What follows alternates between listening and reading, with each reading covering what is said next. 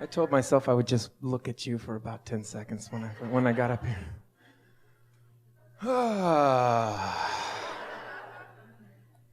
Okay, so this is meeting you for the first time last year on the internet was one of the most awesome, mind-blowing, and supportive things in my life, because I've always been somebody that looks around to other people and sees potential and sees all this this sort of this life. And I used to write when I was a kid in high school about how everyone's like their own God, and everyone has this amazing, sense of themselves in them. And just in that little speech right there, I watched and I felt everybody transform into absolute angelic gods, right? And I see you talk to people, and I hear online, and I get so frustrated when people don't walk away with absolute transformation in front of you, because what you're saying is so. To me, it just takes a little while to get the hang of it, doesn't it? Yeah. And I'm starting to get that, like, the power that I actually have over my emotions. And the direction. Power, really good words. The power that you have over your emotions because they send me in the right direction. If I follow them, if they're good, and I follow them, then I'm going in the right direction, and I'm headed in the right direction. Good, really good response. Yeah. Because and another way of saying it is, I have power over my emotions because I have choice about thought, and then what you said, right. Because I'm aware of how I feel, so I catch it at the early stages when it's easy to change the thought. If there's a lot of momentum in a thought, and you say, I'm going to think different, you're not, because momentum isn't going to allow it. Law of attraction says, this is what you've been thinking about, here's more thoughts like that. And that 17 seconds is so powerful. And in a lot of ways, I don't have the patience to sit there and do that. So my thing is, I don't... Wait. You don't have the patience, but sometimes a desire to feel good... Esther says that. People say to her, thank you for your patience. And she says, you must understand me completely.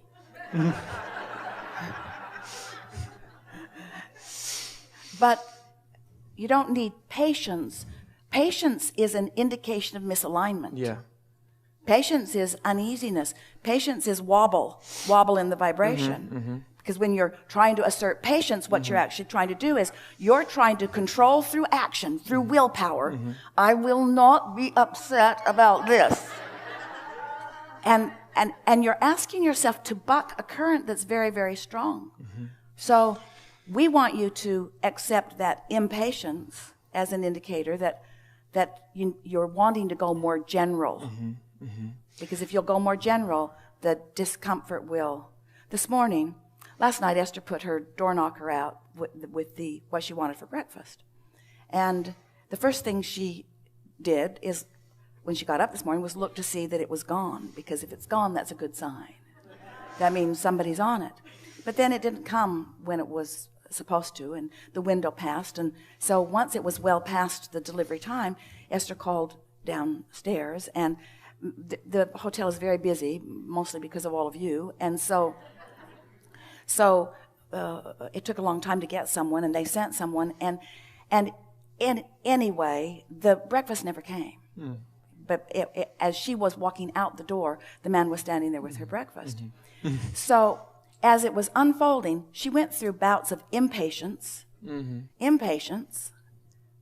mild to mediate to strong impatience, and then she just made a decision. It's no big thing. It's no big thing. It's no big thing. It's no big thing. Just talked herself off the ledge. It's no big thing. It just doesn't matter. It's just no big thing. It's just no big thing. And then the man who came to the door looked very afraid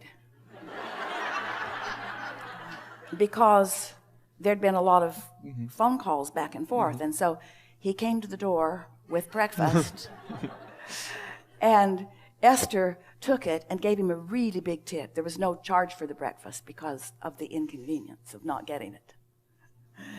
And so Esther gave him a really big tip and just laughed and said, it must be one of those mornings down there. And they actually had a very nice conversation, and we want all of you to know, don't worry about Esther, she's not hungry. She's pretty sure she could live quite a long time and not eat. at all. Esther was more fueled by her misalignment and coming back into alignment than she would have been by things going perfectly well. This is the thing about things like this. They don't matter. In other words, nothing matters because there's always another path, isn't there? And there's always another path of lesser and lesser and less resistance. And when you know that, then you're just in that flexible place where the new thing that occurs evokes something different from you than you have been before and leaves you in a more practiced place of knowing that all is well. Yeah. And the more that you know all is well no matter what, then the more you are able to go anywhere and everywhere with anyone and everyone, because there's no more guardedness or protectiveness or needing things to be just right before you can feel good, because you get it that it's always all right, that things are always working out for you, no matter how they appear to be in any moment in time. They're always working out one way or another. One way or another. Yeah. One of my main barriers is a lack of focus, is that focus. I have this incredible talent. I'm a musician. I've turned down all kinds of different opportunities for me as a musician to go do things and make music other places, but I'd rather make my own music, right? I want to be an artist. I've always desired to be an artist and to share my music with everybody. But I'm responsible for that on my own, and I can't seem to get myself to work for it, to really work for that. And well, here's the thing.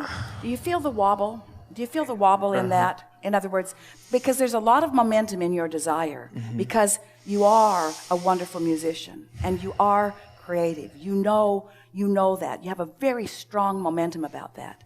But you also know too much about the other. You know so much about what you don't want, which was important, because knowing what you don't want is what helped you know what you do want. But you've got both of those vibrations going on at the same time.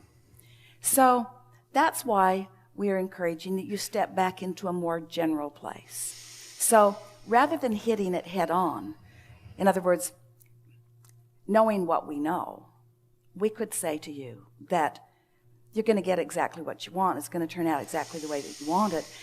But it's going to take a little while, because it's going to take a while for you to release your guardedness and your protectiveness. It's going to take a little while for you to shift your patterns of belief, because you know too much about the music industry. You know too much about the way others have lived. You have too many memories about how it's been for yourself. And so you've got active stuff in your vibration that doesn't have anything to do with right now. It was about a former time. It doesn't have anything to do with right now. But you keep dragging it into now with your memory. Now, what's a memory? An active thought.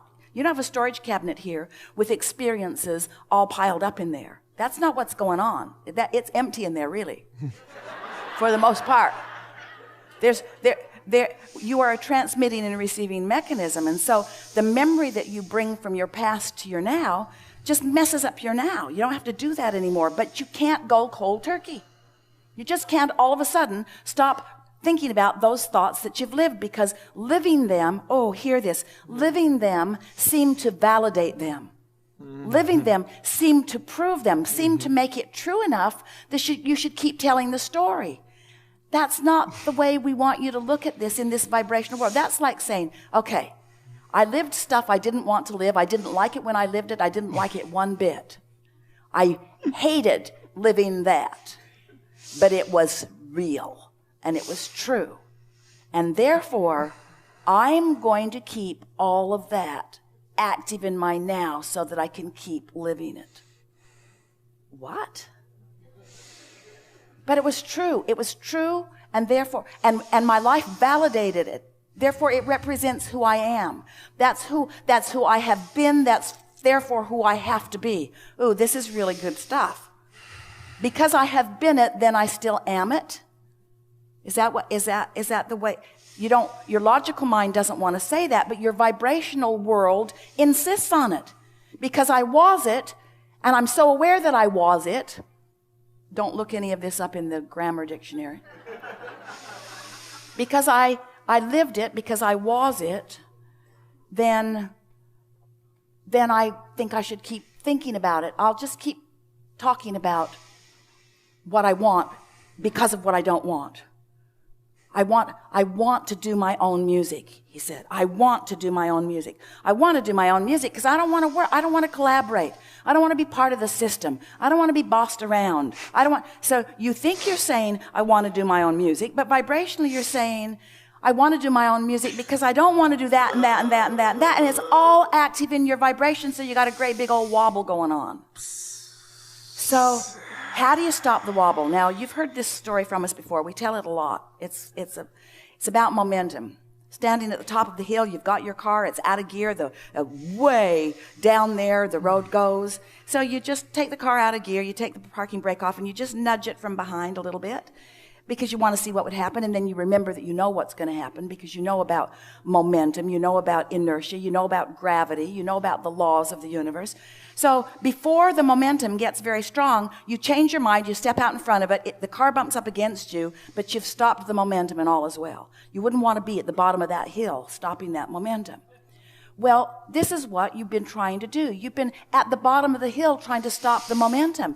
And it isn't that you're not a good thinker. It isn't that you're not a good deliberate creator. It isn't that you're not a wonderful musician. It's that you're trying to defy the laws of the universe. You can't stop momentum like that. You got to stop it before it gets started. And how do you do that? First thing in the morning before it gets started. First thing in the morning before it gets started. Right after meditation before it gets started. You got to catch it when it's little. Catch it when it's little. And start a different momentum. And before you know it, the momentum of your positive expectation will be huge. And the momentum of your negative expectation will have petered out altogether for the most part. Oh, other things will show up to remind you how wretched you are. In other words, you got layers of wretchedness that you feel about yourself. But one awareness at a time, you'll just release it and release it and release it until pretty soon you'll be standing in a place where you're not just giving lip service. You see, you're not giving lip service. You know what that means? You know what Esther thinks that means? Lip service, meaning saying the words that you don't really feel. You're not doing that when you tell us what a good musician you are. You believe that. You believe that you're really good at that. It's just that you don't believe that there's a way for you to present that in the world. So the cross current that you got going on is, oh, I'm good at this, but I have to play in a game I don't want to play in order to be good at this, and I'm not willing to do that. I'm not willing. I really want it, but not that much. I really want it, but not enough to give up freedom, not enough to give up, you see. And what we want you to understand, you don't have to give up anything because the universe is working for you. Mm-hmm. The universe is working for you. You're just giving mixed signals, so the universe gives you some of what you want and then some of what you don't want, some of what you want, some of what you don't want. Very compliant universe, giving you exactly what you've got going on vibrationally. And if you don't like what you're getting, you got to stop emitting it, which means you got to clean up your thoughts. It's just that simple. You got to clean up your thoughts, which means something even simpler. You got to care about how you feel. You got to care about how you feel that you're not thinking thoughts logically. You're not thinking thoughts because other people want you to think the thoughts. You're thinking the thoughts based solely. This is the best thing that you're ever going to hear in your whole life. This is the secret to living happily ever after. This is the secret to getting everything that you want from this life experience. This is the secret to continuing the trajectory that you started when you made the decision to come into this physical body. You just got to decide that you want to feel good, and you want to feel good so much that you're willing to give up the opinions that don't allow you to feel good about everything. About everything.